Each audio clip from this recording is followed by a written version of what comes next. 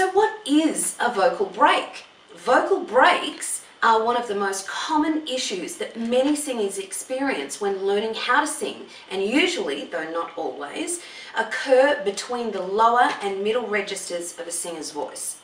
For example, have you ever heard or felt your voice do this? Ah. Did you notice how when I reached a certain pitch, my voice flipped or broke, which resulted in a weaker, breathier sound? That's what we call a vocal break, or a break in the voice, and ultimately it's caused by extreme tension in the neck and throat area. So as we've talked about in previous lessons, tension surrounding the vocal cords disables them from functioning properly and prevents them from easily changing position in order to produce different pitches. So, a vocal break is a classic example of how tension and force dramatically affect your level of comfort while singing and the quality of tone you produce. So let's look at what's actually happening when a singer experiences a vocal break. So as we know, the voice is controlled by muscles and cartilage that sit inside the larynx, aka the voice box.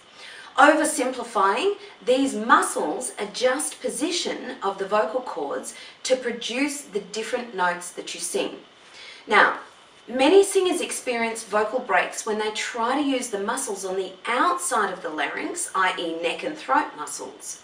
If you place your fingers gently over the front of your neck and throat and swallow, you'll feel the larynx move upwards towards your jaw and then down again. So try that with me now.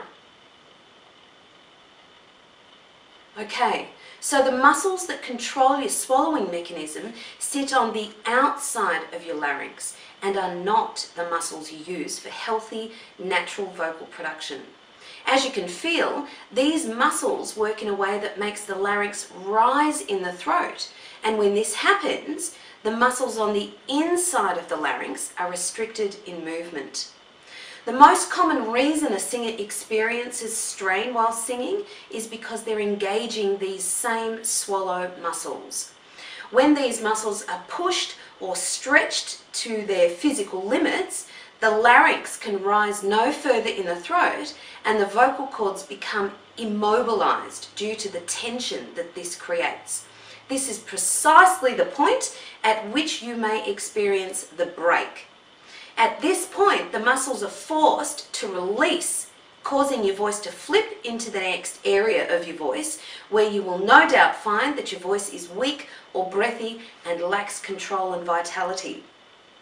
Most often, the reason that we use our voice in this unhealthy way is due to the desire to sing louder or with more power. And I know this not only through 20 years of experience teaching people who have encountered this issue, but also from my own personal experience, because when I first started singing, I thought that I had to push my voice to get a louder, more powerful sound. Obviously, I didn't get very far using that approach. However, singers that have powerful voices achieve this power through the combined use of their resonators, breath pressure and control, and the use of their vocal and abdominal muscles, as we've discovered in previous lessons, and not as a result of physical strength or learned force of tone. So the moral of the story is to keep the larynx seated rather than forcing it to rise in the throat as a result of pushing the sound louder or higher.